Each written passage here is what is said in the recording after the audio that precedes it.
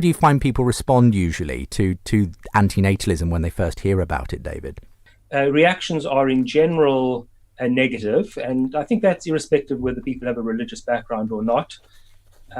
But there is a sizable minority of people, it's turned out to be a much larger group of people than I imagined, who are actually very sympathetic to this idea. Many of these people believe that they were alone in believing that it's wrong to create new beings, and they gain some measure of comfort from knowing that that sort of view is being defended. It seems to me there's nothing to be gained from coming into existence. Although if you come into existence, there are certain joys that you'll have, certain pleasures that you'll have, certain good things that you'll experience. If you never had come into existence, you would not have been deprived of those absences. There's an existing person who lacks some joy. There's somebody who's harmed by that absence. But if there's an absent joy because there's nobody to have that joy, it looks to me like there's no downside to that. Whereas if you bring somebody into existence, there are very certain harms that they're going to experience. Quite which harms and the array of harms and how intense those are will vary from person to person. But my argument is that even the best human lives contain considerable bad. And so the idea is that there's nothing to be gained for the being you'd bring into existence and quite a lot to lose. And therefore, for that reason, we ought not to bring new children into the world. So people, for example, in general, have an optimism bias that manifests in a variety of ways. They tend to recollect the good more than the bad. They tend to think that the future will go better than it actually does tend to go. There are lots of manifestations of this optimism bias. People also make judgments about the quality of life by comparing themselves with other people. And so if other people have got similar downsides to their lives, that tends not to feature in their own calculation of the quality of their own lives. So there are lots of reasons why we should not trust most people's judgments about the quality of their life. I don't deny that there would be disadvantages to existing people in not bringing into existence new generations. The question, though, is whether we are entitled to treat other people as means to our ends in that way. We're engaged in sentimentalism. We sort of want the human project to continue because we are human and we want there to be something of humanity that survives us. But it's hard, I think, when we look at reasons for why we should be sad, for us to be sad about that. If there are no more humans left, nobody to appreciate art and music, well, the absence of those things is not bad. And we don't spend any time worrying about how on Mars, for example, or Jupiter, there's no sentient life and therefore no Martian art and music. We never spend any time worrying about that. Ephesians 1 verse 4, for he chose us in him before the creation of the world. And to me that says God has a long-term plan for each one of our lives, and we are chosen for a purpose. And if God has chosen us, that places tremendous value upon each human life. And I'm interested to see what David thinks of whether consciousness itself has intrinsic value, whether he thinks the fact that there are sentient beings in the universe is a better universe than if they're not sentient beings in the universe. Could you comment on that one, David?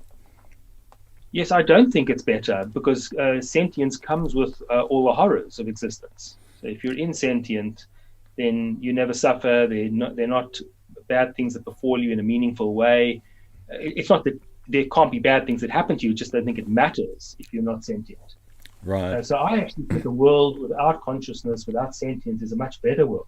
So I do think that if a being already exists in a conscious state, that it has some interest in continuing to exist, which is one of the reasons why I think it's bad for that being to kill it or for it to die.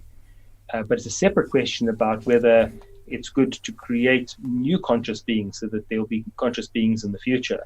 These ideas should not be readily dismissed on religious grounds. There are actually streams of religious thinking that do support antinatalism. For people who do subscribe to an antinatalist view, is abortion something that they should therefore do if they find themselves pregnant for any reason? So effectively, does antinatalism kind of necessitate abortion wherever possible?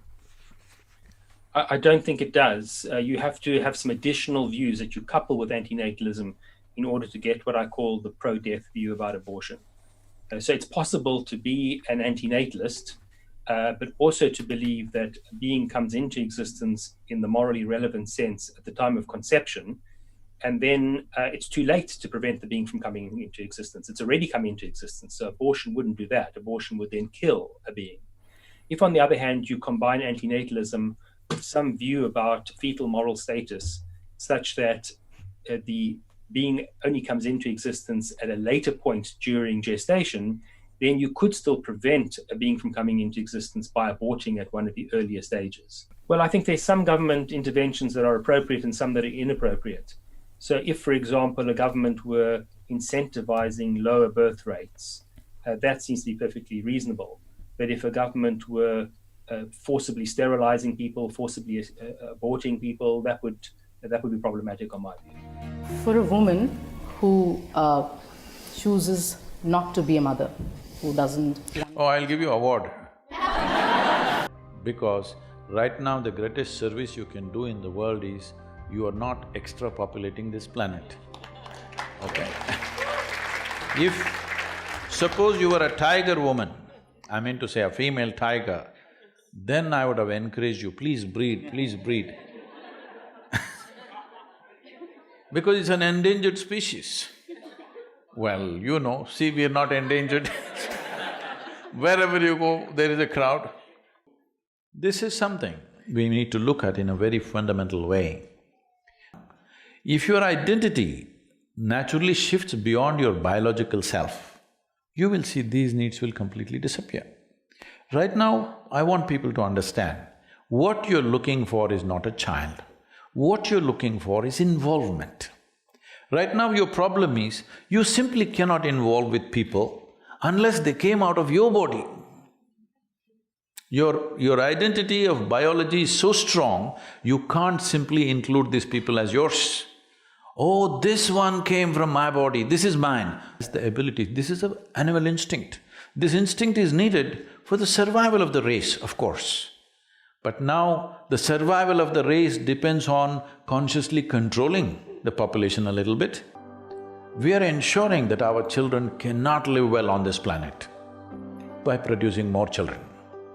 If we do not consciously contain our population, nature will do it to us in a very cruel way. You want to wait for that day? You can.